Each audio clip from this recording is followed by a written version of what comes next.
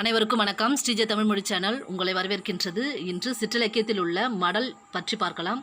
மடல் என்பது டேஷ் கருக்கை குறிக்கும், பனையின் கருக்கை குறிக்கும்.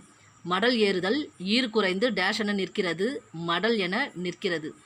மடல் டேஷ் பாவால் பாடப்படும் கலிவெண்பாவால். மடல் ஏறுதல் டேஷ் திணைக்குரியது, பெருந்திணைக்குரியது.